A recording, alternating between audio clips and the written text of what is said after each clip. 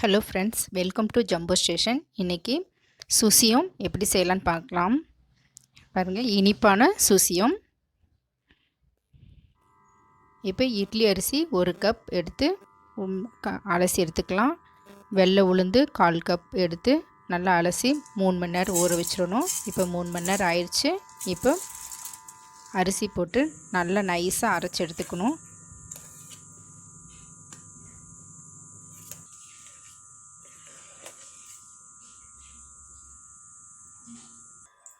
இப்போ உளுந்து போட்டு அதையும் நல்லா நைஸாக அரைச்சிக்கணும். இட்லி மாவு பதத்துக்கு நம்ம அரைச்சி எடுத்து வச்சுக்கணும். பாருங்கள், இந்த மாதிரி நல்லா இட்லி மாவு பதத்துக்கு அரைச்சாச்சு. இப்போ உப்பு 1 பிஞ்ச் அளவு போட்டு நல்லா கலக்கிக்கணும். இப்போ இந்த கோட் ரெடி ஆயிடுச்சு. இப்போ கடலைப்பருப்பு 1 கப் போட்டு நல்லா அலசி ஊற வச்சு எடுத்திருக்கேன். இதை குக்கரில் போட்டுக்கலாம். போட்டு அந்த பருப்பு முங்குற அளவுக்கு நம்ம தண்ணி ஊற்றி குக்கர் மூடி போட்டு 5 விசில் போட்டு எடுத்துக்கணும். பாருங்கள், 5 விசில் போட்டாச்சு. இப்போ நல்லா வெந்துருச்சு. இதை வடிகட்டி அது ஒரு பாத்திரத்தில் போட்டு நல்லா மேஷ் பண்ணணும். அப்போ தான் உருண்டை பிடிக்கும்போது நமக்கு அந்த உருண்டை பிடிக்க வரும். அதனால் நல்லா இந்த மாதிரி பிசைஞ்சு விட்டுக்கலாம். இப்போ ஒரு பாத்திரம் வச்சு 2 டீஸ்பூன் தண்ணி ஊற்றிக்கலாம்.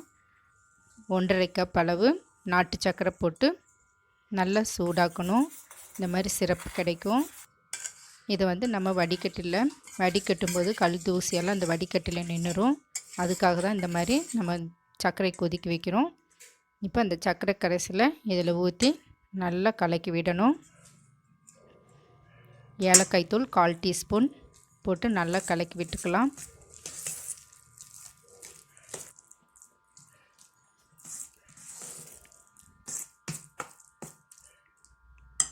இப்போ தேங்காய் துருவல் 1/2 கப் நான் அப்படியே சேர்க்குறேன். நீங்கள் வறுத்தும் கூட அதை சேர்த்துக்கலாம். நல்லா வாசனையாகவும் இருக்கும். பாருங்கள், இப்போ கட்டியாக கிடச்சிருச்சு பூரணம். இப்போ அதை சின்ன சின்ன உருண்டைகளாக நம்ம பிடிச்சிக்கலாம்.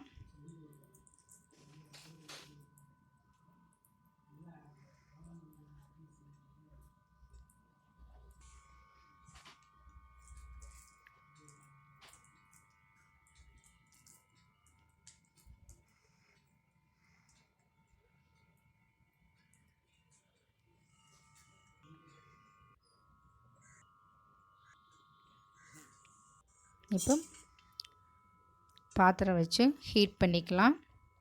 தேவையான அளவு ஆயில் விட்டு சூடாகட்டும். இப்போ சூடானதும் அந்த பூரணத்தை இந்த மாவில் டிப் பண்ணி நம்ம அந்த ஆயிலில் போட்டு ப்ரௌன் கலர் ஆகிற வரைக்கும் வேக விட்டு திருப்பி போட்டு எடுத்துக்கலாம்.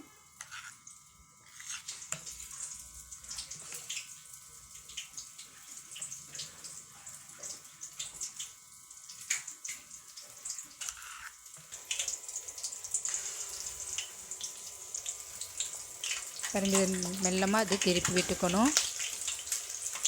ஒன்றோட ஒன்று ஒட்டிக்கிறோம். அதனால் நான் 3 மட்டுமே இதில் போட்டிருக்கிறேன்.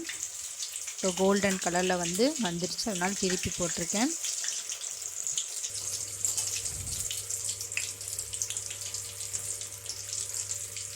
இப்போ நல்லா வெந்துருச்சு. நான் இப்போ அதை வடிகட்டி எடுத்துக்கிறேன்.